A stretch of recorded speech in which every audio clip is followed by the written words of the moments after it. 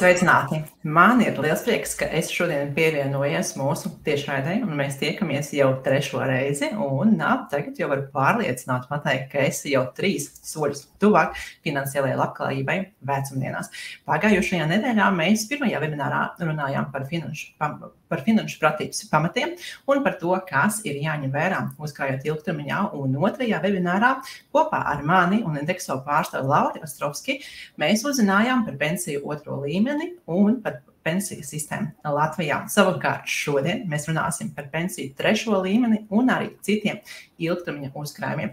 Esi gatavs turpmākas pusotru stundu pavadīt kopā ar mums. Un es šodien neesmu viena. Šodien kopā ar mani ir Indexo pārstāve Betija Ozola. Sveika, Betija! Sveiki! Ir prieks šodien būt kopā ar jums un vadīt šo webināru kopā ar Alīnu.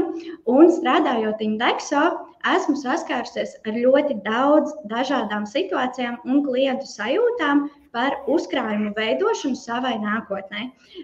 Bet šodien tad ar Alīnu kopā mēģināsim jums radīt lielāku pārliecību, kāpēc tad ir svarīgi krāt vecumdienām un kāpēc sākt krāt jau laicīgi. Jā, Betija, un es vēlos arī iepazīstināt mūsu skatītājus ar webināru norisi. Tad, kā jau tu minēji, mēs runāsim par pensiju 3. līmeni, un mēs arī pastāstīsim par citiem uzkrājumu veidiem un arī paskaidrosim šo uzkrājumu veidu priekšrocības un trūkums. Un attiecīgi webināru beigās mūsu skatītājiem būs pieejami instrumenti, lai izvērtētu dažādas uzkrājumu veidus un priekš sevis izvēlētos to, kas ir izdevīgāks. Un webināru beigās būs arī periods, kad mēs atbildēsim uz jautājumiem. Tātad lūdzu, tāpat kā iepriekšējos webināros, labajā pusē jūs redzat sadaļu komentāri. Ja jums rodas komentārs vai arī jautājums, lūdzu, rakstiet tajā sadaļā. Un jau no iepriekšējiem webināriem jūs atceraties manu pieredzi, kad es lasu šos jautājumus, man uzreiz nobrūk stāstītājs. Tā kā mēs ar Betiju šiem jautājumiem webināru laikā nepieslīgsimies sākumā, bet beigās būs speciāls laiks, lai uz šiem jautājumiem atbildētu. Esiet lūdzu aktīvi un uzdodiet savus jautājumus. Un tas, ko es arī vēlos pateikt, ka mani pašu ļoti uzrunā Indexo stāsts, jo Indexo izveidoja pirms 6 gadiem vairāk nekā 30 Latvijā pazīstamu uzņēmēju un vadītāju. Un viņu mērķis bija cīnīties par labāku finanšu vidi Latvijā. Un šo mērķi, ja šī mērķa izpilde, pierāda tas, ka Indexo uz doto brīdi ir straujāk augošais pensiju pārvaldītājs Latvijā. Un saistībā ar mūsu šīs dienas webināru tēmu es vēlos pateikt, ka Indexo pārvalda gan 2. gan 3. pensiju līmeņa plānus. Es varbūt pirms pastāstīt par šo slaidu, vēlos uzdot mūsu skatītājiem jautājumu. Lūdzu, atzīmējiet ar plusu tie, kas jau ir atvēruši pensiju 3. līmeni un veic iemaksas pensiju 3. līmeņa plānā, tad rakstiet plusu. Tie, kas vēl to nedara, uzrakstiet mīnusu, jo es domāju, ka mums ar Betiju būs interesanti ieraudzīt, cik daudz no mūsu skatītājiem jau veic iemaksas pensiju 3. līmeņa plānā un kas uz doto brīdi tikai par šo domā. Tā, es redzu plusus, plus mīnus. Aha, šīs ir interesants. Agrāk veids un vairs ne. Jā, Rihard, es domāju, ka mēs ar Betiju esam sagatavojuši kā reiz to saturu, lai parādītu, kāpēc ir izdevīgi veikt tieši regulāras un sistemātiskas iemaksas, un redzu arī mīnusus.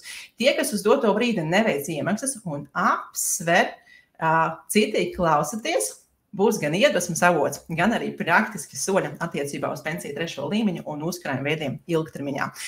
No pirmā webināra mēs apkopojām jūsu atbildes, jo es uzdevu jums jautājumu, pat nevis jautājumu, bet tātad kā uzdevumu jums iedevu, lai jūs atbildat uz savu kāpēc. Kāpēc jūs vēlētos rūpēties par vecumdienām? Jo šī kāpēc apzināšanās iedod mums motivācijas devu ilgtermiņā rūpēties par savām vecumdienām. Un populārākās atbildes ir bijušas, ka jūs vēlētos bezrūpību, ka jūs vēlētos vairāk laika pavadīt ar mazbērniem un arī ceļot, ka jūs vēlētos baudīt un mazāk strādāt, un jūs vēlētos arī finansiālu stabilitāti. Un tik tiešām tā arī ir. Mēs negribam, lai mūsu dzīves kvalitāte krītas, jo ikdienā uz doto brīdi brīdī, tagad ne, mēs strādājam, mēs izmantojam savu zināšanas un prasmes, mēs pelnam naudu, un tad vecumdienas un tie ienākumi, ko mēs gūstam pensijā, var teikt, ir tādi kā augļi, kas mums arī nodrošina finansiālo labklājību. Un arī tagad būdama braucienā kopā ar mammu, es novēroju to, ka viņai ir šī bezrūpība attiecībā uz vecumdienām, un man arī iešāvās, pat nevis iešāvās doma, bet tas, ko es secināju, ka vecumdienas ir tas vecums, kuru ir vērts gaidīt. Jo manai mammai uz doto brīdī vairs nav jālauž prāts attiecībā uz ienākumiem, kā gūt vairāk, kā varbūt mainīt darbu, kā rūpēties par ienākumiem. Viņai savā ziņā ir iestājusies tāda finansiāla stabilitāte, tad regulāri katru mēnesi viņa saņem pensiju. Un šo te bezrūpību es arī redzu viņas attieksmē un tajā, kā viņi bauda dzīvi, kā viņi nesteidzīgi no rīta gatavo pankūkus mazbērniem, kā viņi jūrā ar viņiem peldas.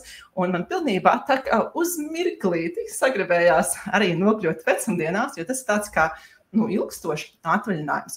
Un, protams, lai tas atvaļinājums būtu baudāms un lai vecumdienas būtu baudāms, mums ir jānodrošina šis pārtikušs un bezrūpīgs vecumdienas. Un tāpēc mums ir jākrāj papildus.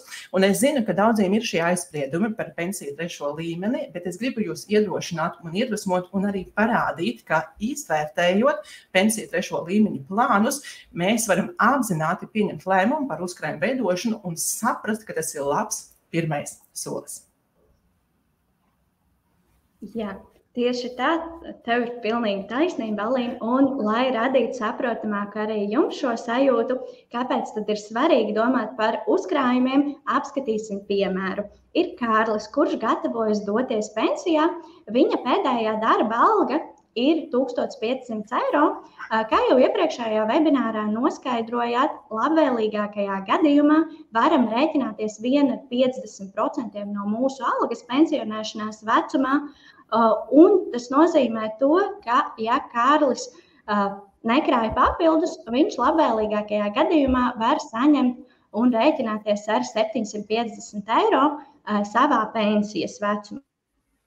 Bet Kārlis jau saulaicīgi sāka domāt par vecumdienām un krāja arī 3. pensiju līmeni, kas viņam palīdz nodrošināt nezaudēt dzīves kvalitāti un saņemt vismaz 70% no savas pēdējās darba algas pensijas vecumā. Protams, es zinu, ka katram no mums ir daudz un dažādas neticības par 3. pensiju līmeni, tāpat kā par 2. pensiju līmeni, bet tik katrs mēs sevi mēdzam attaisnot ar kaut ko, kāpēc mēs neuzkrājam, gan arī atliekam to uz vēlāku laiku. Jo tas taču ir vēl tālu, un arī bieži vien ar klientiem runājot dzirdu, kad ir jau par agru krāt 3. pensiju līmeni, kad arī vērts ir tikai nodokļu atmaksas dēļ šo uzkrājumu veidot, gan arī ir taču citi efektīvāki ieguldījumu veidi. Bet patiesība ir tāda, ka tur jau tā lieta, ka mums ir laiks, un tieši tāpēc ir svarīgi krāt 3. pensiju līmeni pēc iespējas ātrāk, un bieži vien arī pārunājot ar cilvēkiem par 3. pensiju līmeni, saprotam abi divi to, ka īstenībā jau tas iemesls, kāpēc tas 3. pensiju līmenis netiek krāts, ir tā nezināšana, tas, ka mēs neesam izvērtējuši šī produkta priekšrocības, gan arī to, kāpēc ir vērts, kādi ir plusi un mīnusi. Un tieši tāpēc vēlos jums arī šodien pastāstīt, kas tad ir īsti 3. pensiju līmenis un tā priekšrocības. 3. pensiju līmenis strādā līdzīgi kā 2. Nauda tiek ieguldīta finanšu tirgos, mums pašiem veicot iemaksas 3. pensiju līmeņa uzkrājumā pie kāda no pensiju pārvaldītājiem. Mēs varam izvēlēties, vai tā nauda tiek ieguldīta akcijās, obligācijās vai indeksu fondos, kā arī šis uzkrājums ir brīvprātīgs. Mēs paši varam nolemt, cik daudz veicam iemaksas, gan arī cik bieži. Gan arī mums šo uzkrājumu ir iespēja jau saņemt ātrāk no 55 gadu vecuma, varam arī uzkrāto kapitālu izņemt jau uzreiz, visu kopā, gan arī izņemt pa daļām. Un vēl viena priekšrocība 3. pensiju līmenim, ka mums vēl valsts atgriež 20% par veiktajām iemaksām. jeb iedomājamies, iemaksājam 100 eiro ik mēnesi 3. pensiju līmenī un ik gadu tie ir 1200 eiro un saņemam 240 eiro atpakaļ kā nodokļu atmaksu. Gan arī uzkrātais kapitāls ir mantojums, ja nu gadījumā kādreiz kas varam atstāt arī tuviniekiem. Un uzkrājuma aizsargā likums. Tas nozīmē to, ka šī nauda ir nodalīta no pārvaldītāja, gan arī pārvaldītājiem ir valsts iedod licenci, un tas nozīmē to, ka pārvaldītājiem ir jāstrādā stingri likuma ietvaros, gan arī, ja pat kādreiz kaut kas notiek ar kādu no pārvaldītājiem, tie uzkrājumi nepazūd, vienkārši valsts šo naudu pārceļ pie cita pārvaldītāja, kurš tālāk turpina ar šo naudu strādāt mūsu labā.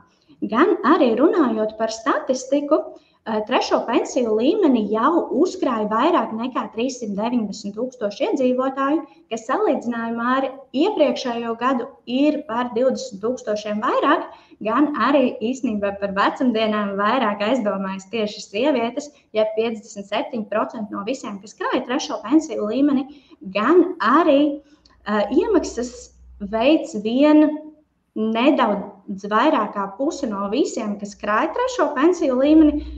Cik redzējām arī komentāros, bija cilvēki, kas ir sākuši, bet ir beiguši veikt iemaksas, un tas 3. pensiju līmenis, protams, turpina strādāt mūsu labā, bet iemaksas vairs papildus netiek veiktas.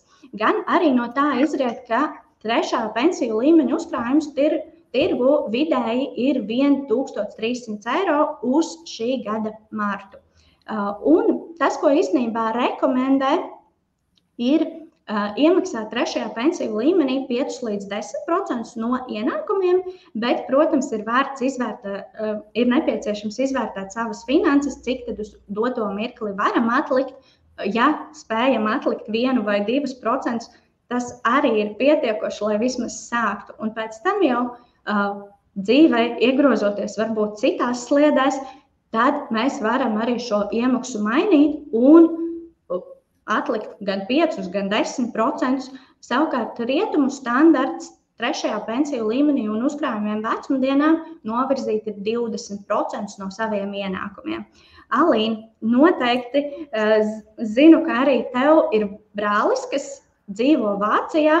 Varbūt vari pastāstīt vairāk par to, kā tad viņam ir ar uzkrājumiem. Jā, mēs gatavojot šo satveru ar Betiju daudz lietas savā starpā izrunājām, un es arī padalījos arī Dexo komandu, ka mans vecākais brālis, kuram uz doto brīdi ir 60 gadi, ka viņš jau vairāk kā 30 gadus dzīvo Vācijā, un es arī pateicu, ka viņš ir viens no tiem cilvēkiem, no kura es iedvesmojos rūpēties par savām vecumdienām, gan attiecībā uz finansēm, gan uz veselību, gan uz attiecību veidošanu ar partneri. Un tiešām, ja mēs skatāmies uz šo te rekomendējumu procentuālo apmēru, cik uzkrāt vecumdienām no ienākumiem, tad Vācijā šis standarts ir 20%, bet tas, ko es gribu akcentēt, ka mēs bieži vien Latvijā zinām, ka ir jāuzkrāj vecumdienām.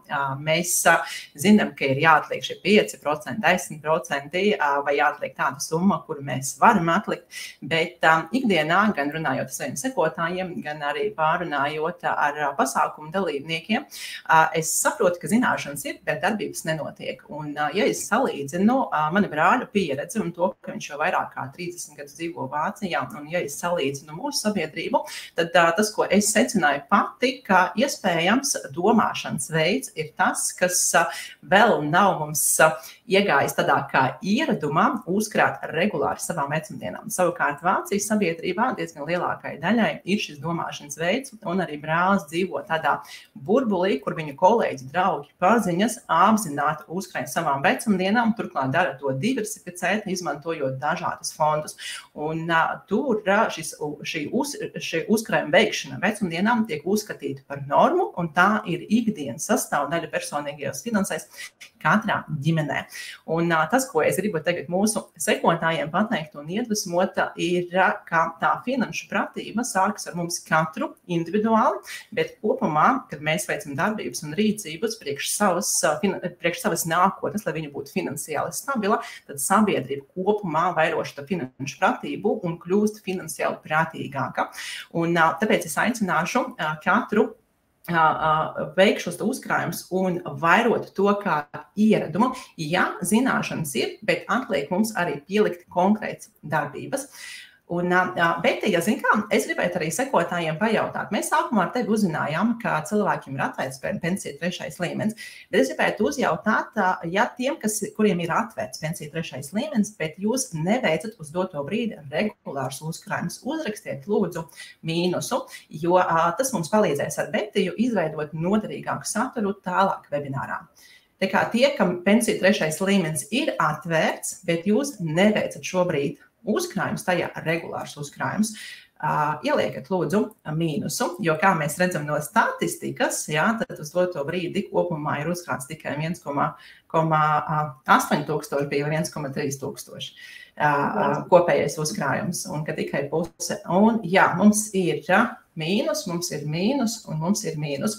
Un mums webināra laikā ir labs piemērs ar Betiju, lai parādītu, ka arī mazās summas ilgtermiņā iedod rezultātu. Mums ir vēl mīnus. Tad mēs varam pateikt, ka kaut kur tā statistika tomēr parāda arī to taisnību. Jā, pilnībā piekritīšu. Un, kā jau teici, par piemēru, kā tad ar mazām summām īstenībā arī tas var dot lielu efektu. Un turpinot mūsu sarunu par uzkrājumu veidošanu, vēlos jums dot iedvesmu, cik patiesībā liels spēks ir regularitātei un ieguldījumiem, jo patiesībā ar mazām summām arī ilgtermiņā veidojot disciplīnu un regulāri veicot iemaksas, arī var uzkrāt uzkrājumu. Gan arī iedomājamies, noteikti katrs no jums reizi pa reizei iegādājas kafiju ārpus mājas vai kādu citu dzērienu. Šobrīd vidēji kafija maksā 3 eiro, bet ar katru gadu inflācija to padarīs dārgāku. Šo vienu kafijas tasi aizstāsim un ieguldīsim to akciju tirgu un līdz pensionēšanās vecumam, ja sākam 20 gadu vecumā, patiesībā mēs uzkrājam jau gandrīz 18 tūkstošus, pēc šī brīža cenām tie ir 7,5 tūkstoši, savukārt dzīvojot vēl pensijā 18 gadus, tie ir klāt 35 eiro mēnesī pēc šī brīža cenām. Protams, tas nebūs pietiekami, lai nodrošinātu savu labas vecumdienas, ir jākrāj arī papildus, bet tas dod stimulu tam, ka galvenais jau īstenībā ir krāt un regularitāte un ieguldīšana palīdz tam visam strādāt. Paņemsim daudz optimālāku piemēru un ieguldīsim 100 eiro mēnesī un katru gadu liksim par 3% klāt un arī ieguldīsim šo naudu tikai akcijās, arī sākot 20 gadu vecumā un līdz pensionēšanās vecumam šie nepilni 18 tūkstoši pārvēršas jau gandrīz par 600 tūkstošiem. Pēc šī brīža cenām tas būtu ap 245 tūkstošiem un pavadot pensijā vēl 18 gadus, mums pensijai tikai no papildus valsts pensijai vēl nāktu klāt 1100 eiro pēc šī brīža cenām. Bet tas, kas īstenībā vēl ir jāņem vērā, ka lielākā uzkrājuma daļa veidojas tieši pēdējos 10 gados. Tas nozīmē to, ka ja mēs uzkrājumu izņemam 10 gadus ātrāk vai arī sākam krāt 10 gadus vēlāk, mums potenciāls uzkrāt ir par 200 tūkstošiem apmēram mazāks. Un tieši tāpēc ir svarīgi arī atcerēties, vai mums šo uzkrājumu izņemt 55 gados, vai arī turpināt krāt līdz 65 gadiem. Kā jau zinām, valsts pensija mums nodrošinās līdz 50% no mūsu algas. Tieši tāpēc ir svarīgi atcerēties, ka varbūt to 3. pensiju līmeni, lai nesamazinātu tik ļoti dzīves kvalitāti, pensionēšanās vecumā ir vērts atstāt līdz 65 gadiem un uzkrāt. Un tas, kas īstenībā mūsu ikdienā būtu svarīgi savā budžetā vecumdienām ietvert trešo pensiju līmeni un uzkrājumus vecumdienām kā obligātus. Gan meklējot darbu un domājot, kādu atalgojumu vēlamies saņemt, gan arī plānojot savu budžetu un tēriņus. Un uzkrājuma pozīcijas budžetā. Kā jau noskaidrojām, iepriekš valsts pensija mums spēs nodrošināt tikai pamatvajadzības, bet lai mēs justos labi pensijas vecumā un spētu saglabāt dzīves kvalitāti kā līdz šim, mums ir nepieciešami vismaz 70% no mūsu ienākumiem. Un patiesībā jau sākot strādāt, mums būtu jāsāk krāt vecumdienām. Un noteikti no jums daļai, kas šodien ir kopā ar mums, ir arī bērni. Un īstenībā tas, kas būtu jāietver arī bērniem, jau audzinot, sākt un uzsākot pirmās darba gaitas, likt aizdomāties par to, ka ir svarīgi domāt arī par nākotni. Jo ātrāk mēs sākam, jo īstenībā labāk tas ir mums pašiem. Un, Alīna, kā tad īsti ir ar tevi? Zinu, ka tev ir gan bērni, gan arī brālim bērni. Jā, zini, kā mēs finanšu vecākošanu, ir tāds termins finanšu vecākošana, un tas nozīmē, ka finanses ģimenē ir tēma, par kuru vecāki brīvi runā. Tas ir lietas, ko apspriež ar bērniem kopā, un par finansēm, finanšu vecākošana nozīmē, ka par finansēm runā tāpat kā par jebkādu ikdienas lietu ģimenē.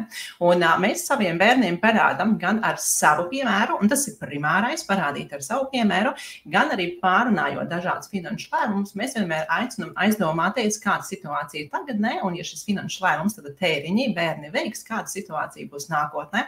Un to mēs kā reiz arī veicam ar tādu domu, ka bērni izaugot un saņemot pirmos ienākumus būs prasmīgi sadalīt naudu priekš tagadnes un arī priekš nākotnes.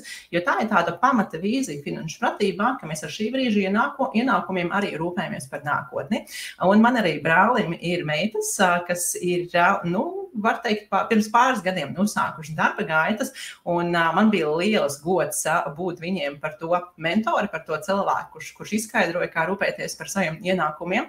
Un abas divas, vienai ir 18, otrai uz doto brīdi 22 gadi, un abas divas aizdomājas, ka viņas var ar mazākām summām sākt tagad un rezultātā uzkrāt kapitālu. Tā kā tie skatītāji, kas ir vecāki, vai tie, kuriem ir brāļi, māsas, vai tie, kuriem ir mazbērni, es arī aicinu ģimenēm ieviešot finanšu vecākošanu un paskaidro saviem bērniem to galveno ekonomikas likumu, ka mūsu šī brīža rīcībām, izvēlēm un darbiem ar naudu ir jābūt tendētām uz ilgtermiņu.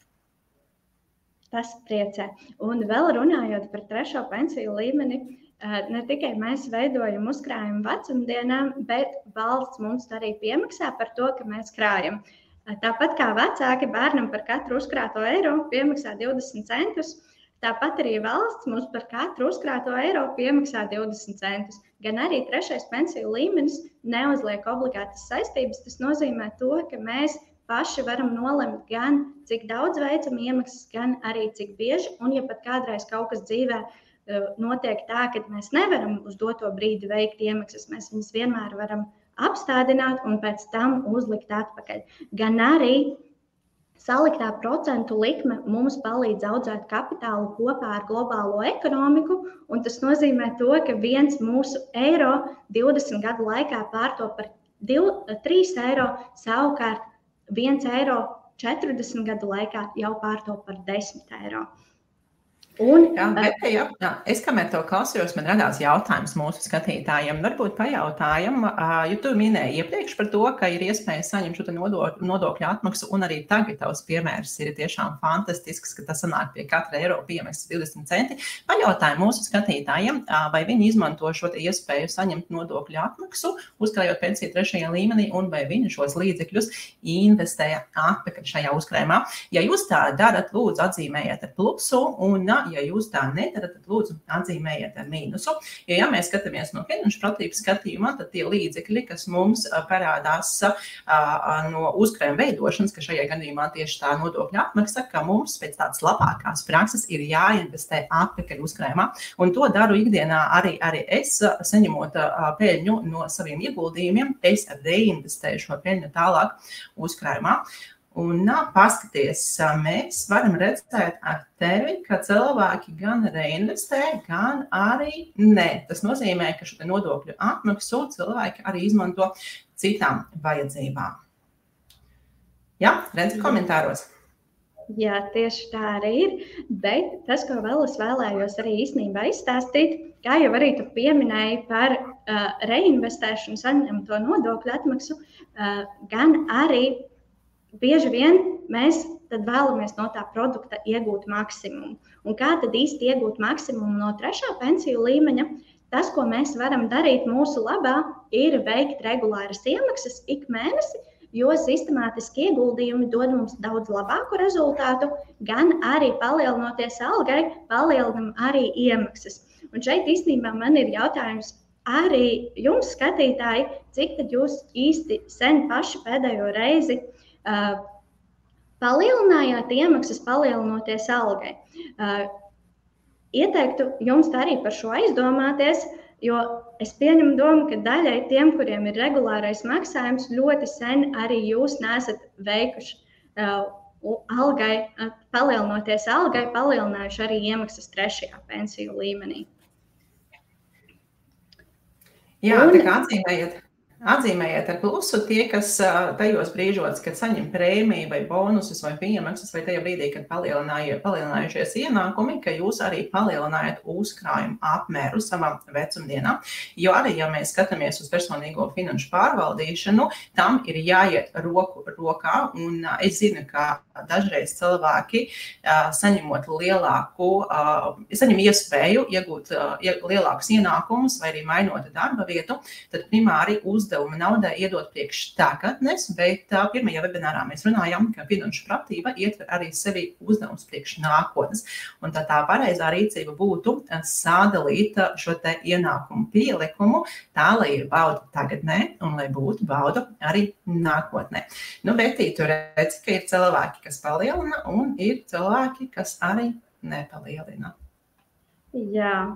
Ļoti patīk Gitas komentārs. Alga palielinājās, prēmiju saņēma, bet par uzkrājumu es aizmirsu.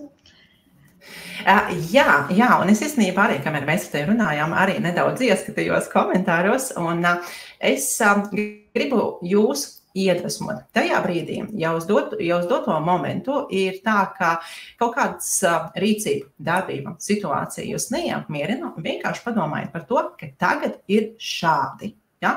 Un tālāk uzdodiet sev jautājumu, ko es gribu mainīt, lai nākotnē būtu citādāk. Un vienkārši saliekiet sev tādus pirmos 3 mazos soļus, ko jūs varat mainīt. Bet tas aicinājums ir neieciklēties uz to, kas nesanāk. Jā, šobrīd ir šādi, un arī manā ģimenē ir bijusi krīzes situācija, un arī manā ģimenē ir bijis tāds ienākuma apmērs, kas spēja nostigt tikai un vienīgi pamata vajadzības, turklāt bija no dažām vajadzībām arī jāatsakās. Bet šādas situācijas ir konkrētajā brīdī, un mūsu rokās ir iespēja šīs situācijas mainīt. Jā, tā kā, ja kāds aizmirsa pielikt klāt pie uzkrājumiem, jums ir iespēja pēc šī webināra izskatīt jūsu iespējas budžetā, saprast, kāds ir obligātās izmaksas un kādu apmēru jūs varat pielikt klāt pie uzkrājumiem. Tāds mans īsais komentārs. Jā, un Alīna varētu arī pastāstīt, kas tad īsti būtu vēl nepieciešams izvēloties trešā pensiju līmeņa plānu. Jā, un es jau minēju pašā sākumā, ka daudziem ir šie apspriedumi, bet tā pamata ideja, par kuru es iestājos, ka mēs metam nost aizspriedumus un ieslēdzam kritisko domāšanu un pieņemam lēmumus apzināti, lai šos soļus varētu veikt un lai varētu šo pensiju trešā līmeņa plānus izvērtēt, mums ir vajadzīga tā sapratne, kā to darīt, lai šis lēmums būtu apzināts. Un šeit ir jāizmanto tas princips, ko es izskaidroju pirmajā webinārā, ka tajā brīdī, kad mēs esam uzkrājumu veidošanas sākuma posmā, mēs koncentrējamies uz to, lai kapitālu vairotu. Un arī tavs piemērs, ko tu parādīji ar šīm iemaksām, arī parāda to, ka sākotnēji mēs veicam tos uzkrājumus, lai kapitālu vairotu, un pēc tam kapitāls sāk strādāt mūsu labām. Tāpēc cilvēkiem ap 30 gadiem būtu jāskatās tie trešo pensiju līmeņa plāni, kur stratēģija tajā ieguldījuma politikā ir 100% akcijas. Primāri, sākotnēji mēs vairojam kapitālu. Savukārt uz termiņa beigām, tad, kad tuvojas tas brīdis, kad mēs vēlamies uzkrājumu sākt izmantot, mēs jau sākam skatīties tos trešo pensiju līmeņu plānus, kur tajā ieguldījuma politikā ir obligācijas, un par obligāciju plāniem ir jāsāk domāt 5-10 gadus pirms pensionēšanās. Un tā ir tā finanšu pratības pamati, ka mēs ar šo termiņu varam sabalansēt risku, un savukārt, kad mums termiņš jau ir mazāks, tad mēs veicam darbības, lai uzkrāto kapitālu saglabātu. Jā, un izskatīsim piemēru. Un kā jau iepriekš Alīna izstāstīja, ka par cik Līga un Jānis ir gados jauni, viņiem abiem diviem ir jābūt 100% akciju plānos. Un viņi abi divi sāk krāt trešo pensiju līmeni un izvēlas vienādu stratēģiju – 7% gadā. Līga sāk 21 gada vecumā, bet Jānis 10 gadus vēlāk. Un abi divi iegulda 100 eiro mēnesī. Savukārt, Līga pēc 10 gadiem, 30 gadu vecumā, pārtrauc veikt iemaksas trešajā pensiju līmenī, bet Jānis turpina veikt iemaksas līdz pat 36 gadiem. Un abi divi neko neizņem pirms 66 gadiem. Jautājums skatītājiem, kā jūs domājat, kuram būs lielāks uzkrājums, Līgai vai Jānim? Ierakstiet lūdzu čatā, ja domājat, ka Līgai, ja domājat, ka Jānim, rakstat Jānis, ja domājat, ka būs vienādi, rakstat abiem. Nu tā, kā jūsuprāt, kuram būs lielāki uzkrājumi, Jāni, Līgai vai abiem? Nu, pagaidām mums ir Jānis. Mums ir kaut kā 10 sekundžu nobīdi, ja? Tā kā mēs jūsu atbildes redzam 10 sekundes vēlāk. Aha, Jānis, Līgai, jā, arī tu uzskati, ka būs vienādi. Vienādi abiem, Jānis, Līgai, abiem. Aha. Nu, bet, ja viedokļi dalās, es domāju, ka tev ir jāatklāj kārtas un jāparāda. Jānis, abiem. Jā, atbilžu ļoti daudz piekrītu. Bet kā tad īsti būs patiesībā? Patiesība ir tāda, ka jau daļa minēja, ka abiem būs apmēram līdzīgi 200,000 eiro, lai arī Līga neveica iemaksas pēc 30 gadu vecuma. Nauda turpināja strādāt viņas labā un saliktie procenti pelnīja vairāk nekā viņa pati iemaksāja, kas nozīmē, jo ātrāk mēs sākam, jo izdevīgāk mums pašiem, jo ir ilgāks laiks, lai mūsu nauda strādā mūsu labā. Un savukārt Jānim bija īsāks laika periods, kas nozīmē to, ka viņam šie saliktie procenti nostrādāja mazāk, un viņam šis uzkrājums principā izveidojās ļoti līdzīgs kā Līgai. Un īstenībā šeit veidojot saturu kopā ar Alīnu, mēs pārunājām gan savas finanses, gan arī uzkrājumu veidošanu, un patiesībā es sapratu to, ka es 23 gadu vecumā esmu sākusi krāt trešo pensiju līmeni un sāku darīt to pirms 2 gadiem. Savukārt Alīna sāka domāt par uzkrājumiem 10 gadus vēlāk, pirms 4 gadiem, kad viņai bija 31 gads. Un īstenībā mēs kaut kur savā būtībā esam līdzīgās situācijās kā Līga un Jānis, jo es sāku patiesībā ātrāk. Jā, īstenībā es tagad sēžu un smaidu un klausos tevi, jo man ir savā ziņā arī tāda kā nožēla par šo. Kaut gan viens no maniem pamatprincipiem, ka es nekad neko nenožēloju un izmantoju iespēju tagad un tūlīt. Bet jā, tas īstenībā ir akcenta vērts moments, ka es sāku rūpēties par savām vecumdienām, kad man bija 31 gads un Betija sāka rūpēties 21 gada vecumā. Rezultātā, jā, mēs arī pārunājām, ka mēs uz doto brīdi uzkrājam gandrīz vienlīdzīgi, bet kāda ir tā atšķirība? Man uz doto brīdi ir jau sakrāta bagāža ar izmaksām. Tad man jau ir hipotekārais kredīts, man ir 2 bērni, man ir mašīna, man ir hobiji un mans izmaksu apmērs ir lielāks nekā tas parasti ir jauniešiem. Un tā budžeta slodze man ir krietni lielāka nekā tā ir jauniešiem. Un tas ir tāds kārtējais apliecinājums tam, ka jo ātrāk mēs sākam, jo labāk. Jo man uz doto brīdi, lai varētu uzkrāt jaudīgi un lai iegūtu tādu pašu rezultātu, kādu arī nākotnē iegūs Betija, man vajadzēja savas finanses kārtīgi caurskatīt, man vajadzēja iemācīties viņus pārvaldīt, man vajadzēja izveidot sistēmu, lai es varētu jaudīgi uzkrāt vecumdienām.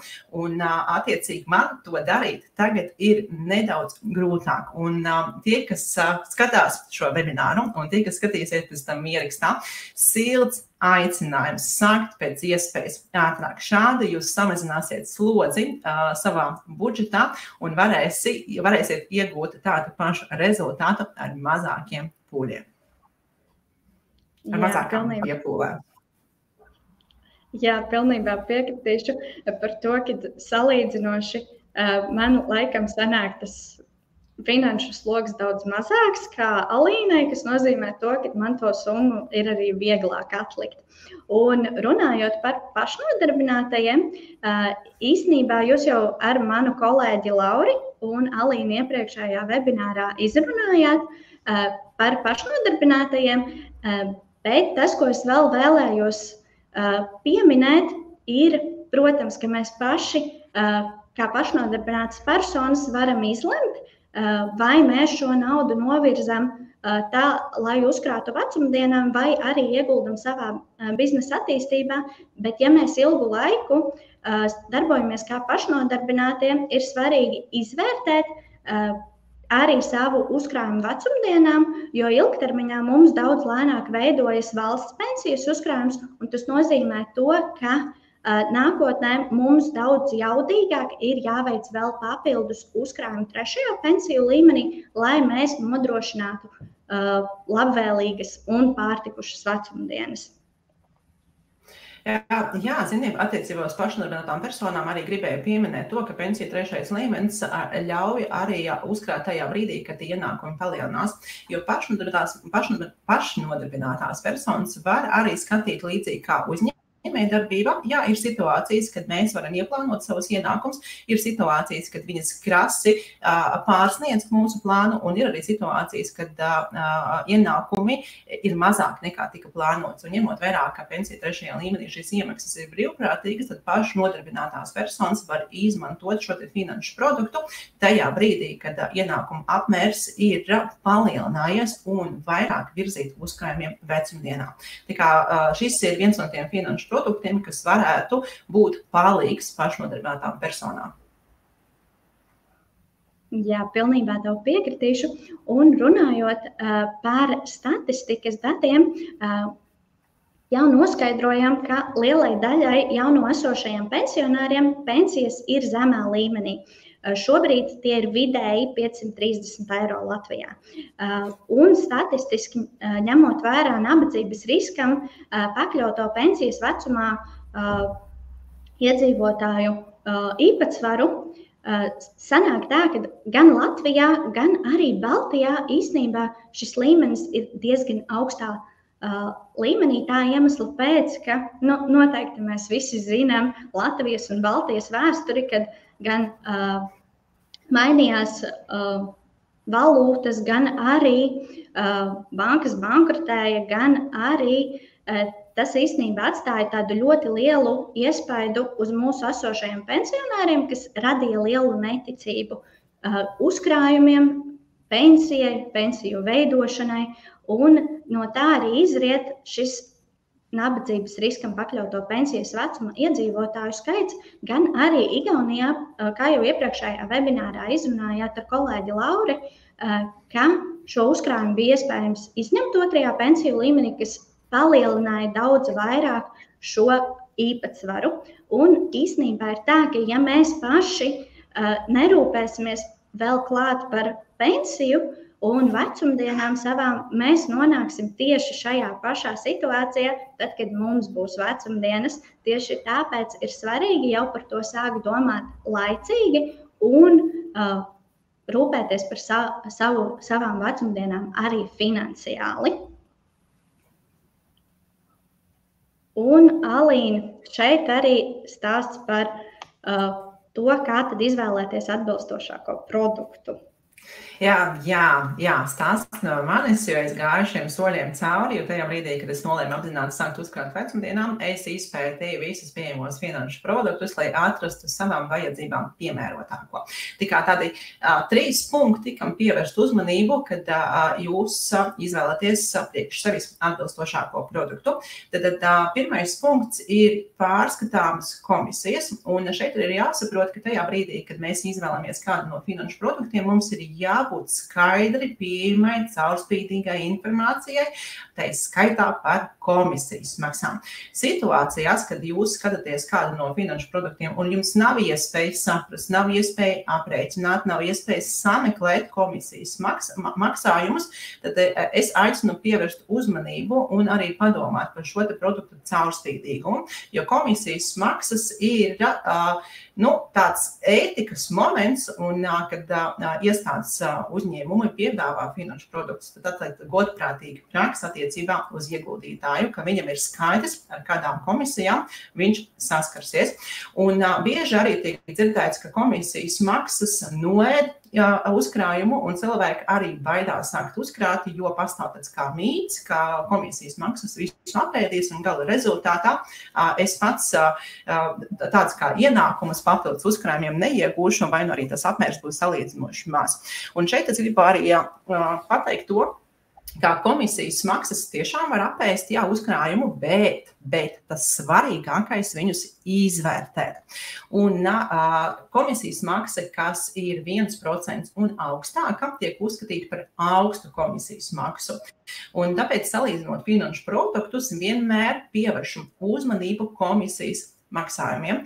Un tāpat arī ir jāpievērš uzmanībām arī vēsturiskiem rezultātiem, kuras ir jāvērtē ilgtermiņā. Un attiecīgi komisijas maksas un vēsturiskie rezultāti ir tas, ko mēs varam skatīt savstarpēji. Jo, piemēram, ja finanšu produkts uzrāda labus vēsturiskus rādītājus, un te pašā laikā viņam varbūt ir nedaudz augstāka komisija nekā citam produktam, kuru jūs salīdzināt, tad jums varbūt arī sapratne par to, ka komisijas maksājums ir nedaudz lielāks, bet arī rādītāji ir augstāki. Un otrādi, piemēram, ja rādītāji ir salīdzinoši ļoti zemi, bet komisijas maksa ir augsta, tad jūs atkal varat izvērtēt to, vai šis finanšu produkts būs piemērots. Tā kā tas vēsturiskie rādītāji un ienesīgums mēs varam arī skatīties kopā ar komisijas maksājumiem. Un tagad jums arī ir informācija, un jums ir skaidrs, ko mēs uzskatām par augstu komisijas maksu, to, kas ir augstāk par 1%. Un vēl viens punkts, kas ir pa vidu zem cipara 2, kas arī ir jāvērtē un jāskatās, tā ir ieguldījuma politika. Tad ir jāskatās, kādos finanšu instrumentos un ar kādu stratēģiju konkrēts finanšu produkts izmanto ieguldīšanai. Un ieguldījuma politika ir jāņem vērā instrumentu risku, tad attiecīgi vai tas ir akcijas un obligācijas un kāds ir īpatsvars šiem instrumentiem. Un tāpat arī ir jāskatās, vai stratēģija ir pasīva vai arī aktīva. Un no iepriekšējiem webināriem jūs jau zināt, kā tiem produktiem, kuriem ir pielietota pasīva investēšana, tad bieži vien arī komisijas maksa šiem finanšu produktiem ir zemāka, un savukārt tur, kur ir aktīva investēšana, tad tur mēdz arī redzēt augstākas komisijas maksājumus. Jā, un kā tad īsti apskatīt un vērtēt rezultātus, kā jau Alīna teica, viņa izstāstīja kas tad būtu jāņem vērā, bet kur tad to mēs īsti varam meklēt. Tas, kas mums ir jādara, mums ir jāskatās mana pensija.lv mājaslapā. Šodien, lai ietaupītu laiku, nedosimies, bet izstāstīšu un pēc webināra varat droši apskatīties ierakstā un iziet visiem šiem punktiem cauri. Tātad tas, kas mums ir jādara, jādodas uz mana pensija.lv. Tur ir sadaļa 3. pensiju līmenis un izvēlnē ir sadaļa vēsture un statistika. Tur mēs atrodam failus pa Excel dokumentu failus par vēsturiskajiem rezultātiem. Protams, tas, kas jāņem vērā, vēsturiskie rezultāti negarantē tādu pašu ienesīgu nākotnē, bet tas mums palīdz saprast. Un vēsturiskie rezultāti arī ir jāvērtē ilgtermiņā. Un lielai daļai īstenībā 100% akciju plāniem ir sanāk tā, ka ir redzami rezultāti tikai par pēdējo gadu, jo šie plāni ir jauni. Un tas, kas vēl ir jāņem vērā, ne tikai rezultāti, bet arī ieguldījuma politika, kā jau Alīna teica. Un tas, kur mēs varam atrast ieguldījumu politiku, gan arī komisijas maksas, arī ir mana pensija.lv mājaslapā sadaļā 3. pensiju līmenis.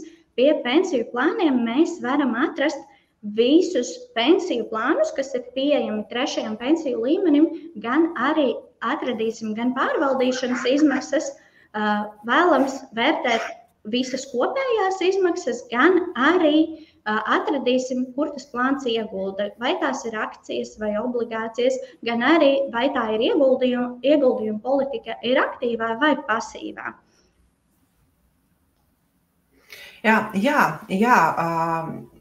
Es gribu no savas pieredzes pateikt, ka es kā cilvēks, kurš nekad nav bijis saistīts iepriekš ar finansēm, tajā brīdī, kad es pētīju un skatījos atvērt to Excel failu, man bija tāds wow!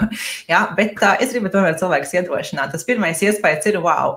Bet iedodiet savam prātam laiku saorientēties tajos ciparos, un paskatieties arī to ienesīgumu šiem plāniem un arī no finanšu pratību skatu punkta. Jūs arī varat paskatīties, kā finanšu tirgos ir gājis konkrētajā laika posmā, izmantojot meklēšanas pārlūku, un tad jums arī būs skaidrs attiecībā uz plāniem, ka ir iespēja veidot savu kapitālu līdz ar globālās ekonomikas attīstību. Bet tagad klāt pie pensiju 3. līmeņa es gribu arī pastāstīt jums par citiem ilgtermiņu uzkrājumu veidiem, jo savulaik es arī viņus visus pētīju un skatījos, kurš no tiem ir priekš manis izdevīgāks. Un kā pirmo es gribu izskatīt uzkrājošo dzīvības apdrošināšanu.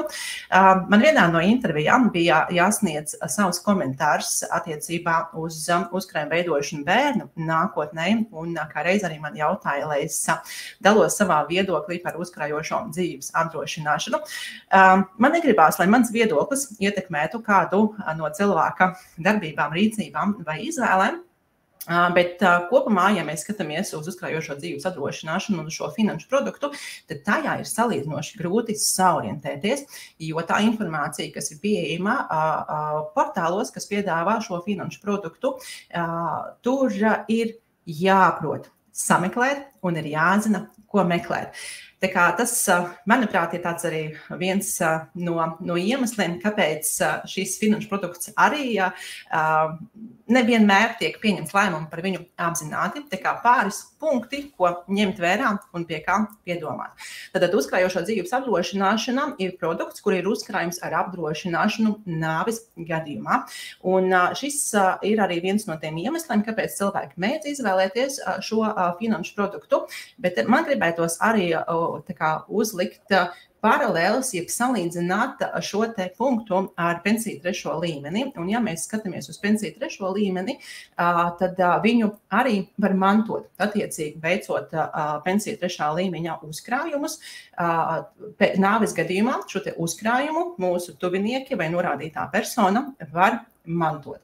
Nākamais punkts ir regulārs iemaksas, varbūt arī obligātas, jo attiecībā uz uzkrājošo dzīvības apdrošināšanu tiek slēgts līgums, un šajā līgumā var būt arī atruna, ka iemaksām ir jābūt regulārām un obligātām, lai nodrošinātu apdrošināšanu.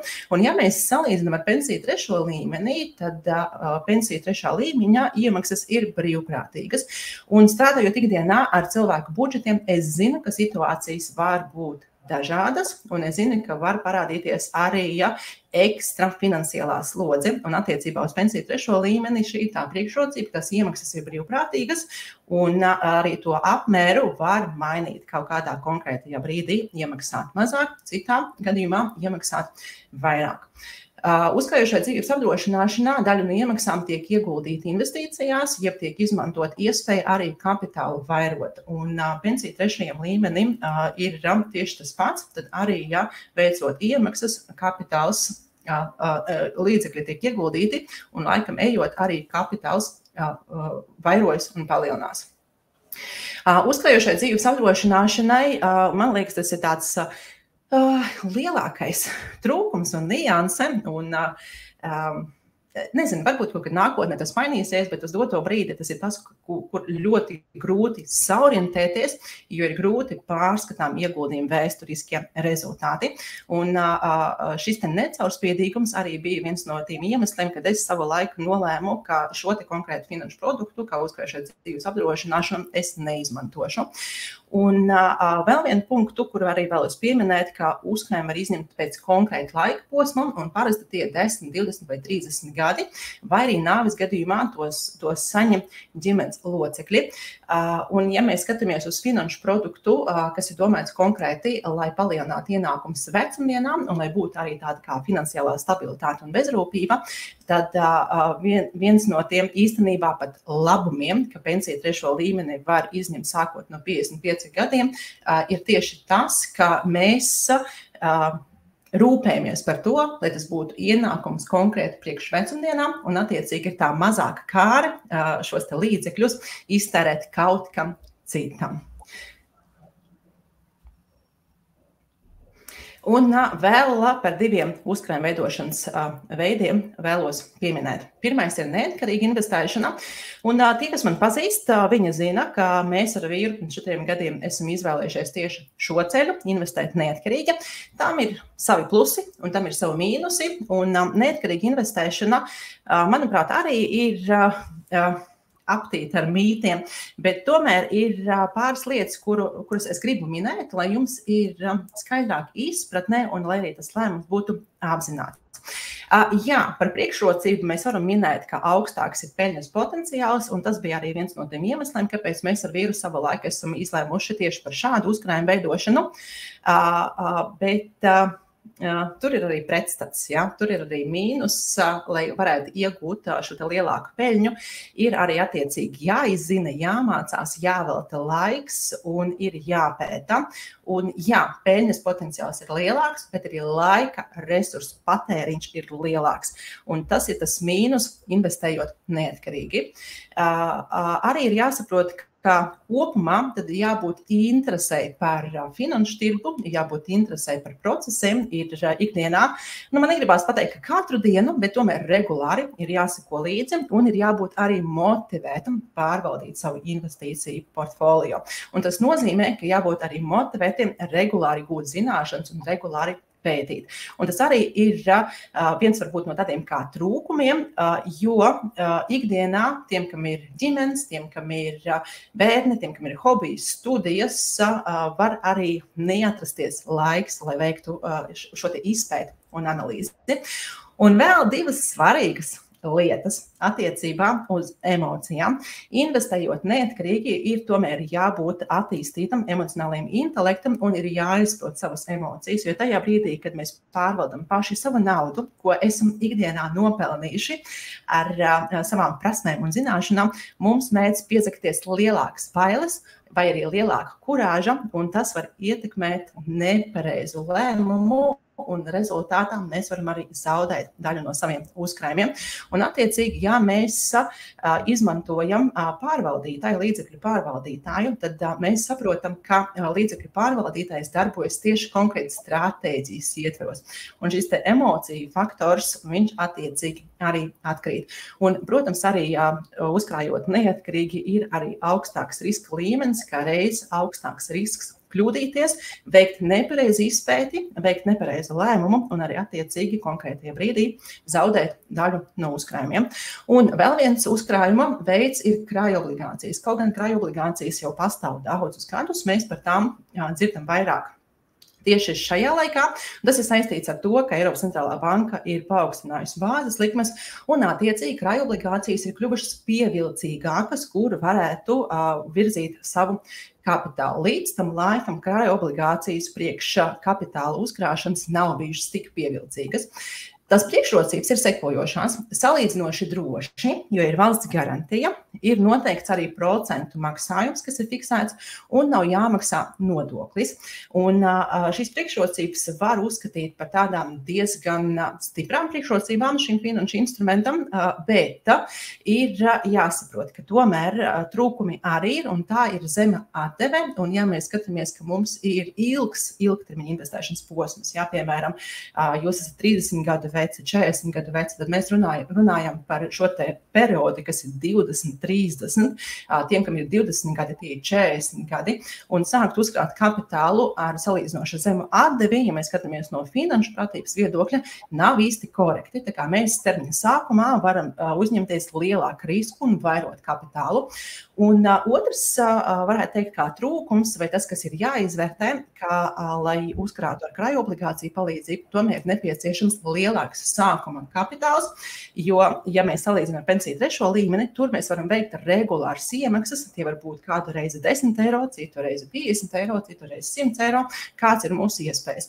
Ar krājobligācijām ir tā, ka ir jābūt sākotnējiem kapitālam, un tad, kad mēs esam iegādājušies krājobligācijas, mēs iegādājamies krājobligācijas ar konkrēti jau procentu likmi. Un pēc laika, kad mēs pērkam atkal, šī procentu likme jau var atšķirties.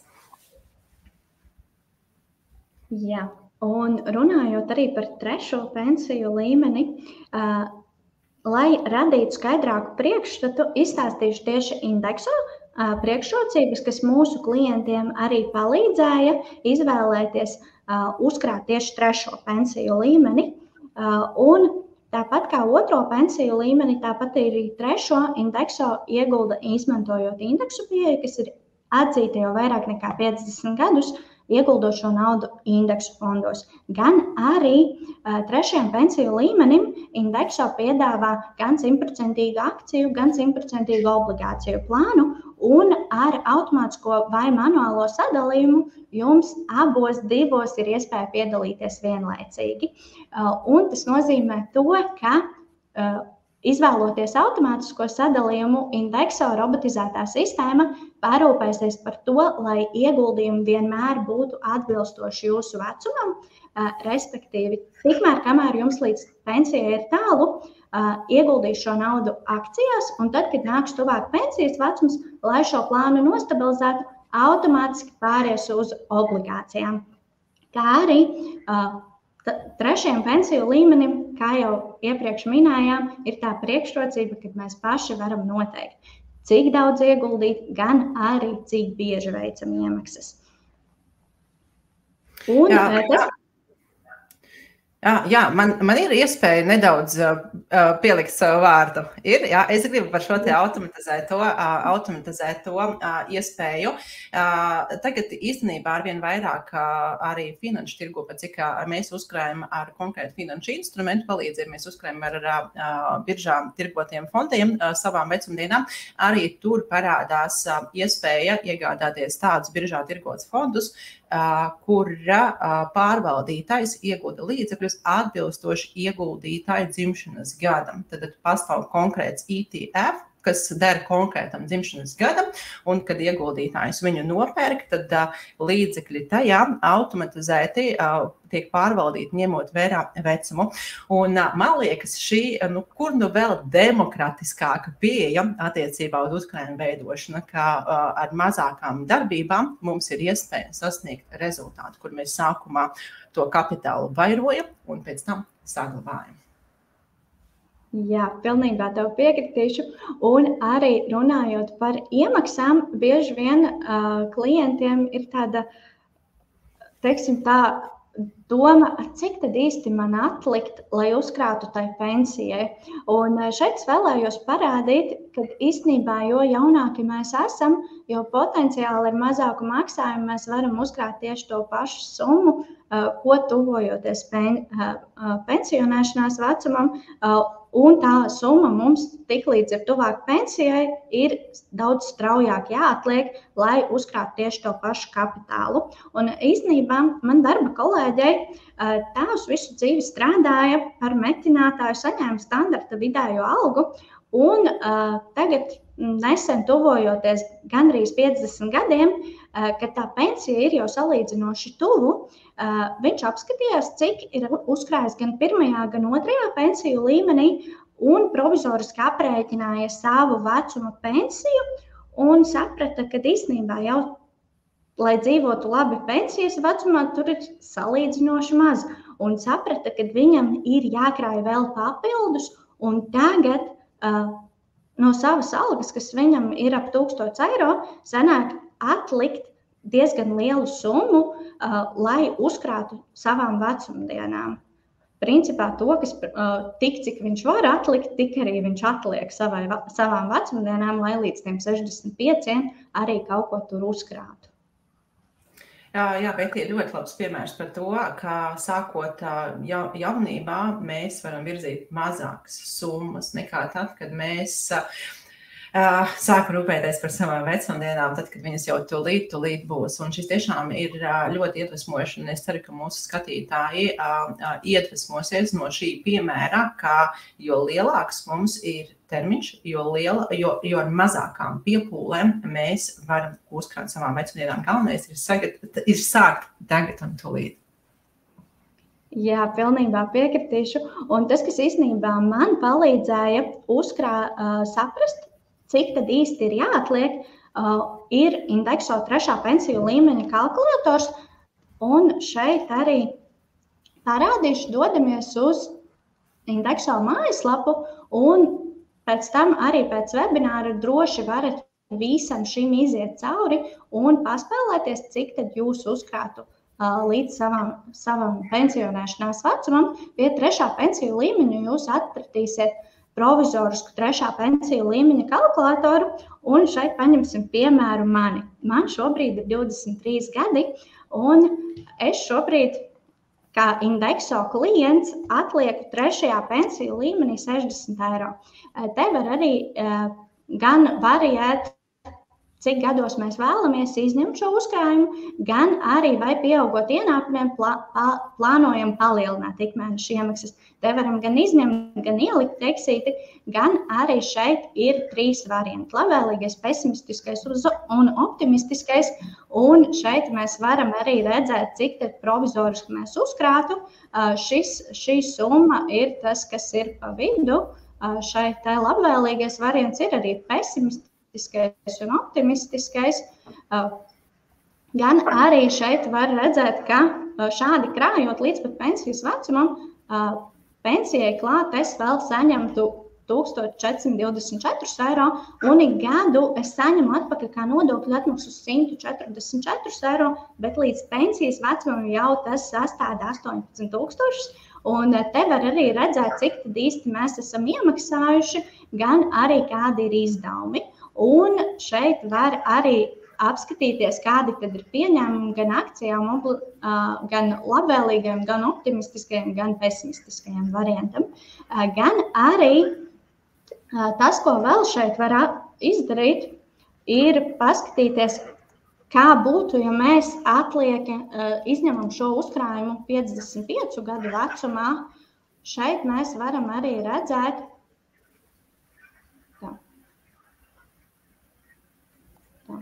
ne tajā vietā, viss kārtībā, tūlīt salabosim visu. Un, ja es izņemu uzkrājumu 55 gadu laikā, tas, ko arī iepriekš es minēju, ka šis uzkrājums samazinās par apmēram 200 000, un tieši tāpēc ir vērts izvērtēt, vai tiešām to izņem 55 gadu vecumā, vai tomēr turpināt krāt līdz pat 65 gadiem. Tas pats arī, ja mēs sākam vēlāk, pieņemsim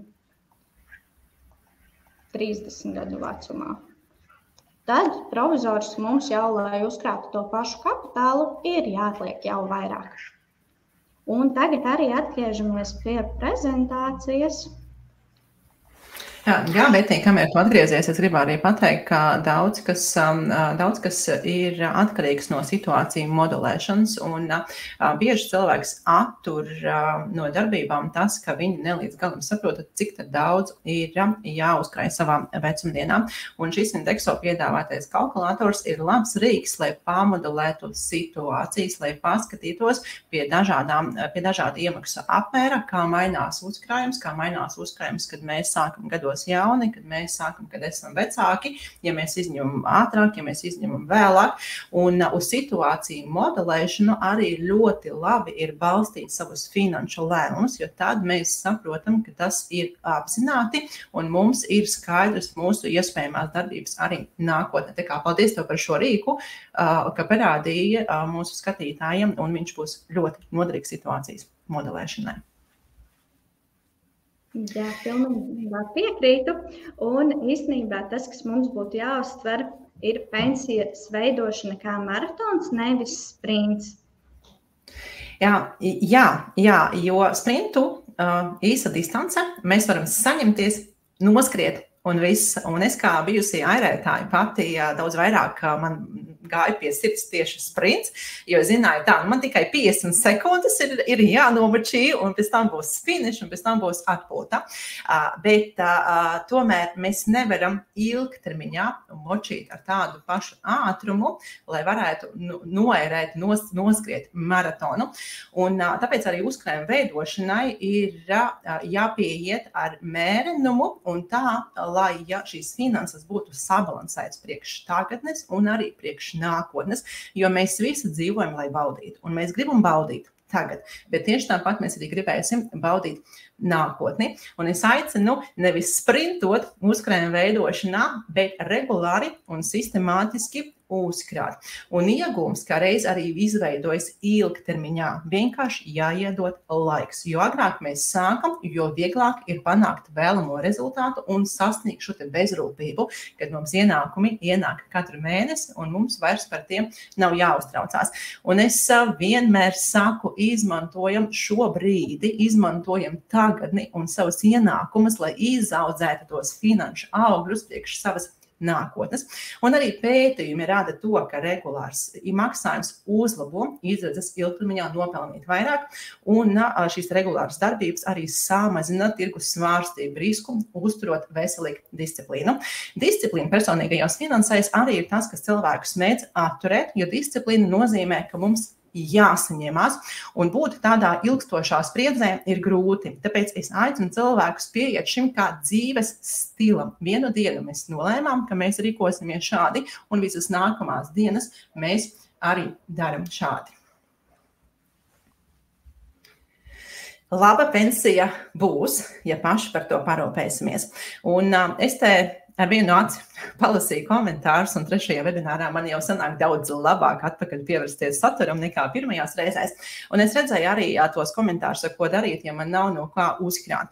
Un man gribās pateikt, ka ja šķiet, ka nav uz doto brīdi lielas summas, ko uzkrāt, sāciet lūdzu ar mazām summām. Ja ir 10 eiro, atlieciet 10 eiro. Ja ir 5 eiro, atlieciet 5 eiro. Jo viens no svarīgiem aspektiem attiecībā uz maratonu skriešanu ir ieradumu izveidošana. Un tajā brīdī, kad jūs veiksiet darbības, lai mainītu savu situāciju, tad jūs varēsiet arī jaudīgāk uzkrāt. Un finanšu pratība paredz ne tikai to, ka mēs veidojam mūsu uzkrājumus, bet tas paredz arī to, ka mēs cenšamies rūpēties arī par saviem ienākumiem. Kā parūpēties? 2 primārie soļi. Pirmais – izvēlēties otrā pensiju līmeņa plānu atbilstoši savam vecumam. Par to, kā to izdarīt, ja vēl neesat noskatījušies, lūdzu skatieties otrā webināra saturu. Un otrs solis ir veikt regulāras iemaksas 3. pensiju līmenī, kuru izmantot kā vienu no finanšu produktiem, lai savu kapitālu priekš vecumdienām vairot. Tātad pamatpunkti sākt ātri, regulāri iemaksāt, palielināt iemaksas, tad, kad palielinās ienākumi un reinvestēt saņemtos nodokļus.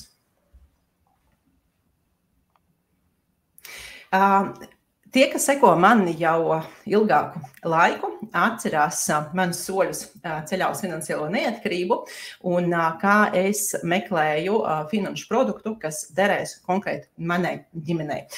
Savu izvēli es balstīju uz situācija, kas bija pirms 4 gadiem, un tobrīd mums ar vīru ir bijis izdevīgi uzkrāt neatkarīgi, veidojot pašiem savu portfolio, bet pirms šo lēmumu pieņemt, es izmantoju iespējas, ko sniedz pensiju pārvaldītāji un pieteicos konsultācijai, lai varētu gan iegūt informāciju, gan arī, lai varētu saprast, kā darbojās pensiju 3. līmenis, gan arī, lai uzdotu jautājumus. Un es aicinu mūsu skatītājus izmantot šo iespēju un pieteikties Indexo konsultācijai, un jūs slaidā redzat, kur to var izdarīt, tad indexo.lv/seminārs.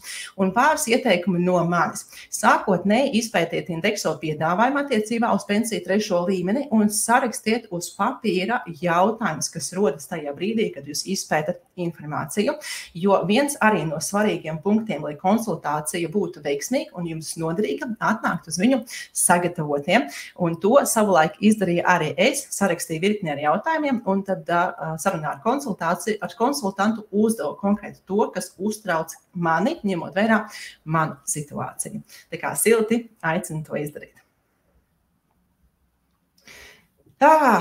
Laiks jautājumiem un atbildēm. Betija, vai esi gatava, jo saturisko webināra daļu mēs esam pabeiguši, un tagad mēs veltīsim laiku, lai atbildētu uz jūsu iesūtītajiem jautājumiem. Betija, gatava? Jā, esmu gatava, redzēju, ka jau komentāros tur ir jautājumi, tā ka noteikti mums būs uz ko atbildēt. Es tikai padaršos.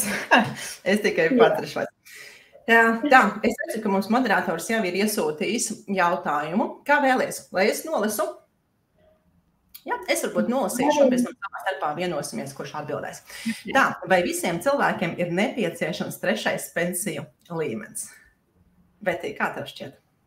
Noteikti ir jāizvērtē, bet, kā jau teicām, 3. pensiju līmenis vai vismaz uzkrājuma vecumdienām būtu jāuztver kā obligāti. Tā iemesla pēc, ka, kā jau mēs zinām, gan 1, gan 2 mums labvēlīgākajā gadījumā nodrošinās līdz 50% no mūsu algas. Tātad, lai labi dzīvotu vecumdienās, mums ir nepieciešams vēl papildus uzkrājums vecumdienām. Jā, man ļoti bieži, kādi jautājumi uzdod moderatori, es gribu arī komentāru, man ļoti bieži uzdod jautājumu, kādu labāku uzkrājumu veidu izvēlēties, un vienmēr saku, ka nav labāks veids, ir tas, kurš der tieši jums. Un man ir savi iemesli, kāpēc es savulaik neesmu izvēlējusies pensiju 3.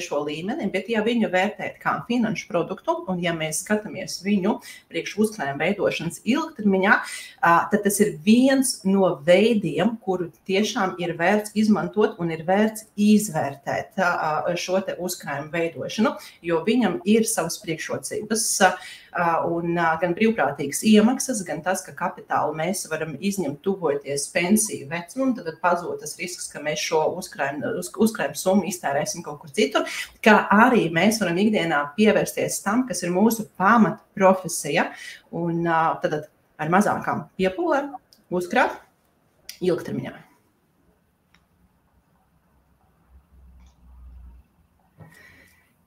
Tā ir jautājums. Indexo prasa 1,5%, tātad baigi augstā.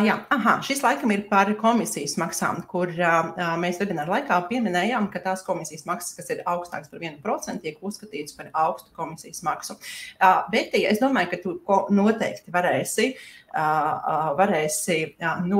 noraidīt šo informāciju attiecībā uz komisijas maksām Indexo. Jā, par komisijas maksām. Man, diemžēl, ir nelielas tehniskas problēmas. Es neredzu jautājumu, nolasīšu jautājumu. Jā, jautājums ir, Indexo prasa 1,5%. Tātad baigi augstā, jā? Respektīvi, komisijas maksa, kas ir vairāk par 1%, jā, tiek uzskatīta augsta. Tieši tas arī īstenībā bija iemesls, kāpēc Indexo ienāca tirgu ar otro pensiju līmeni, jo pirms tam tirgu bija tā, ka arī otrajā pensiju līmenī valstī bija noteiktā komisijas maksa 1,5%, un tieši tāpēc Indexo ienāca ar uz pusi zemākām komisijas maksām, kur gan otrajā, gan arī trešajā jau līmenī tiek panākta konkurence, lai tās komisijas gan otrajam, gan trešajam pensiju līmenim būtu zemas. Jā, attiecībā uz, lai nav, man tagad runās personīgo finanšu mentora. Man nepatīk, kad tiek izteikti kaut kāda veida pieņēmumi, un ja kādam rodas jautājums par komisijas maksām pārvaldītājiem, vislabākais veids ir ieiet mājaslapā, ir ieiet man Pensija LV un arī paskatīties un papētot Indexo darbību un papētot to, ko viņi dara ikdienā, ka tiešām tās komisijas maksas ir ļoti konkurētspējīgas. Tā, Betī lasa jautājumu. Vai var veikt ieguldījumus divos trešajos pensijas līmeņos, piemēram, viens ir Indexo un otrs kādā no citām bankām? Jā, ir iespēja trešo pensiju līmeni veikt uzkrājumu pie dažādiem pārvaldītājiem, gan pie viena, gan arī pie vairākiem. Gan arī, ja gadījumā kādreiz kas, tad ir iespēja, pieņemsim, jūs varat sākt arī krāt divos dažādos un pēc tam skatīties, izvērtēt un arī, pieņemsim, to vienu uzkrājumu pārcelt pie otra pārvaldītāja. Tāds variants arī pastāv. Tā ka atbilde ir jā, var arī pie vairākiem, gan pie diviem, gan pie trim. Šim nav ierobežojumu. Jā, nākamais jautājums. Paldies tev, Betī. Nākamais jautājums. Kā var pārnest trešo pensiju līmeni pie cita pārvaldnieka? Šeit ir tā, ka jūs droši varat sazināties gan ar mūsu konsultantiem, gan arī, ja vēlaties pārcelt uzkrājumu no viena pie cita pārvaldītāja, ja tas ir konkrētā gadījumā vēlaties pie Indexo, tad droši sazinieties ar maniem kolēģiem, atstājot saitē www.indexo.lv/seminārs savus kontaktus, un tad sazināsies, bet ja no kāda cita uz kādu citu pārvaldītāju, tad jums ir lielākoties pie šiem te uzkrājumiem ir sadaļa pensiju fonda maiņa vai pensiju pārvaldītāja maiņa, un tad tur var arī veikt visas izmaiņas un pārcelt šo uzkrājumu.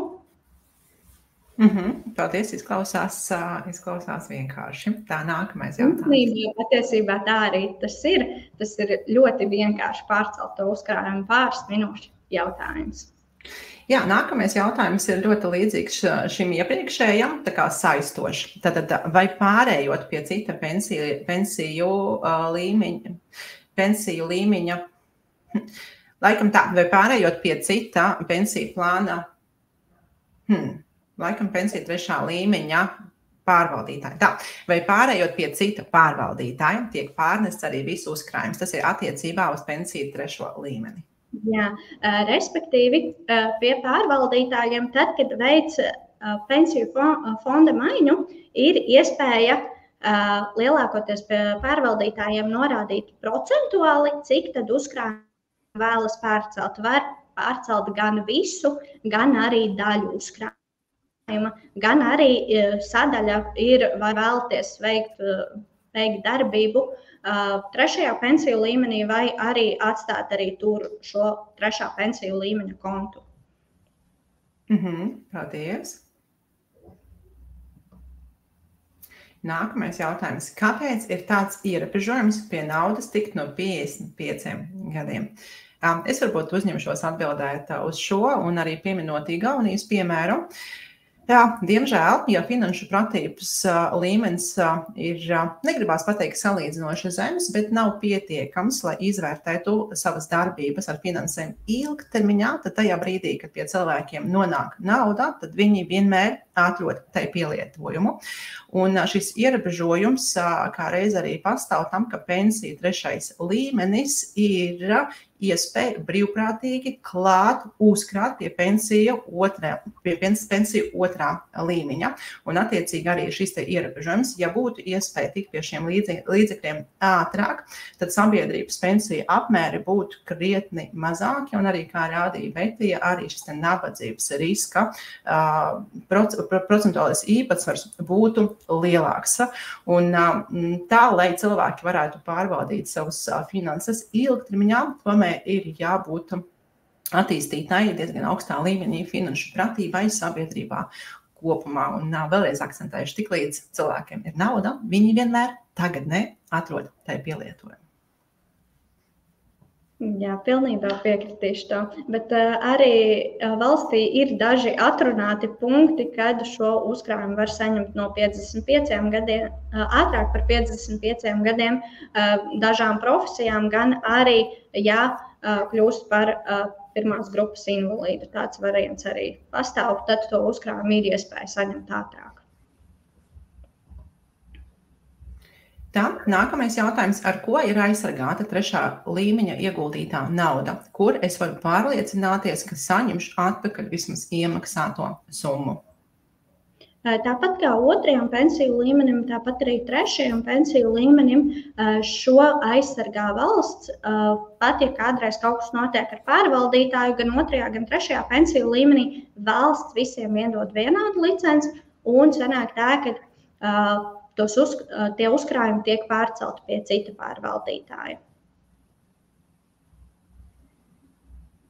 Jā, paldies. Kā pensijas 3. līmeņa iemaksas atšķiras no citām investīcijām? Tā, kā pensijas 3. līmeņa iemaksas atšķiras no citām investīcijām? Šeit man laikam būtu jāprecizē, ko nozīmē citas investīcijas. Primārais vienmēr skatāties uz jebkāda finanšu produkta priekšrocībām un trūkumiem un vērtējiet paši savu personīgo situāciju. Tās atšķirības ir jāskatās attiecībā uz jūsu šī brīža iespēju un uz jūsu šī brīža situāciju. Ja varbūt ir domāts krāju obligācijas vai uzkrājošā dzīves apdrošināšana vai arī neatkarīga investēšana, tad var noskatīties webināru ierakstu, mēs par to pārunājām, tur ir konkrētas atšķirības un šiem visiem finanšu produktiem un arī uzkrājuma veidiem ir savas priekšrocības un ir savi trūkumi. Jā, pilnībā piekritīšu.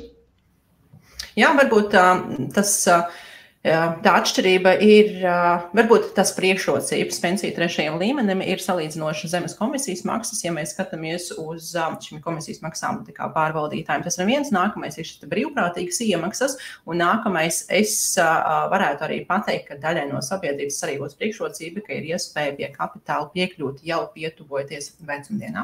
Tā, nākamais jautājums ir, kā pensijas 3. līmenī... Aha, ne, tas pats. Vienkārši mans komentārs. Tā, nākamais ir zināšanas ir, bet nav iespēja. Ir sevišķi, ja esi viens pelnītājs un nauda ir vajadzīga tagad. Jā, labi saprotu, esmu bijusi arī šādā pašā situācijā un mēs ilgstoši ar vīru esam piedzīvojuši finanšu krīzi, kur ar visiem ienākumiem mums pietika tikai, lai nosektu savas vajadzības. Es aicināšu arī pieslēgties 4. webināram, kurš notiks 4. 26. oktobrī. Mēs tur runāsim par dažādām dzīves situācijām. Un es nebūšu tas cilvēks, kurš runās tikai un vienīgi rozā un pozitīvā valodā, bet ir personīgajās finansēs situācijas, šīs te krīzes situācijas, kad tiešām šķiet, ka nav izejas. Bet primārais ir saglabāt iekšējo mieru, ticēt sev, ka viss ir iespējams un izstrādāt konkrētus soļus, kā jūs varat situāciju mainīt. Un Jā, varbūt skan uz doto brīdi, negribās pateikt klišejiski, bet es vienkārši atcerējos, kā tas ir bijis mums un kā mēs sēdāmies klāt pie gāda un kā mēs rakstījām ar savu vīru visas obligātās izmaksas un kāda ir mūsu ienākuma un kā mēs svītrojam ārā mūsu bērna dārzu un kā mēs svītrojam ārā mūsu plāns attiecībā uz ceļojumiem, attiecībā uz plāniem iekārtot mājokli. Man gribās pateikt, viss ir iespējams, ir jāsāk vienkārši ar maziem solīšiem un jākoncentrējās uz to, ko jūs varat tagad un tūlīt izdarīt un iedot laiku, jo regulāras darbības attiecībā uz savu personīgo finanšu pārvaldīšanu arī iedos rezultātu. Tā kā es aicinu iedot laiku un apskatīties obligātās izmaksas, kādas viņas ir, un apskatīties arī savu budžeta potenciālu. Un man gribās ticēt, ka 20 eiro, 30 eiro katrā budžetā ir iespējams atrast. Nākamais jautājums ir, no cik gadu vecuma var atvērt trešo pensiju līmeņa plānu? Strādāt var sākt ātrāk nekā 18 gados. Betī, kā ir, no cik gadu vecuma var atvērt? Indekso tieši konkrēti piedāvā trešo pensiju līmeni atvērt sākot no 18 gadu vecuma. Neesmu precīzi pētījusi, bet man liekas, ka lielākoties arī pie citiem pārvaldītājiem ir trešais pensiju līmenis pieejams no 18 gadiem. Paldies! Tā, cik gadu garumā algai ir jābūt 1500, lai pensija būtu apmēram 700? Tā, man būtu grūti šajā saorientēties, jo ņemot vērā, ka ir norādīts algas apmērs, tad būtu jāskatās pensiju otrā līmeņa plānu, jo attiecībā uz pensiju trešā līmeņa plāniem tur ir jāskatās uz veiktajām iemaksām. Kā, Betī, tev šķiet? Es teiktu tā, ka tur ir jāizvērtē, gan arī ir jāskatās arī šobrīd esošais, gan pirmā, gan otrā pensiju līmeņa uzkrājums, vai tiek arī veiktas vēl papildus iemaksas trešajā pensiju līmenī, bet arī nākamajā webinārā Alīna ar kolēģi Lauri, kas būs 28. oktobrī, izstāstīs vairāk par kalkulatoriem gan manapensija.lv, gan arī Latvija.lv, lai jūs varat izvērtēt, uz ko tad jūs vispār varat rēķināties, ņemot vērā jūsu esošos ienākumus, gan arī uzkrājumus šī brīža, kas jums ir. Jā, paldies. Un kā jau minēju iepriekš, daudz kas ir atkarīgs, tie lēmumi ir atkarīgi no situācijas modelēšanas. Tā, un cik es saprotu, tad šis ir bijis pēdējais jautājums, kurus mēs izskatīsim šī webināra laikā. Ja jums ir neatbildēts jautājums, es aicinu jūs viņu iesūtīt, vai man te ciemiņš ielidoja. Es aicinu jūs iesūtīt vai nu man, izmantojot sociālos mēdījus, vai nu arī iesūtīt Indekso, izmantojot kontaktu sadaļā informāciju, kas ir pieejama Indekso mājas lapā. Un vispār man šodien kaut kā bija iespēja pasekot līdzi komentāriem, un es vēlos pateikties katram no skatītājiem, kurš iesaistījās diskusijās un kurš komentēja, un es redzēju, ka jūs atbildat uz jautājumiem viens otram, redzēju, ka ir jautājumi par krāju obligācijām un kāds ir parūpējies un pat iesūtījis saiti, kur atrast informāciju. Milzīgs paldies, jo tas parāda arī to iesaisti un parāda arī to nozīmīgumu šim projektam, ka kopumā kā sabiedrība mēs varam mācīties viens no otra, mēs varam iedvesmoties viens no otra un mūsu kā individu regulāras darbības arī paaugstina to finanšu pratību sabiedrībā. Tā kā no manis un no Betijas, vai ne, Betija, liels paldies par to, ka iesaistaties komentāros. Un nobeigumā vēlos pateikt, ka kā arī līdz šim webināra ieraksts būs pieejams Indekso mājaslapā sadaļā blogs.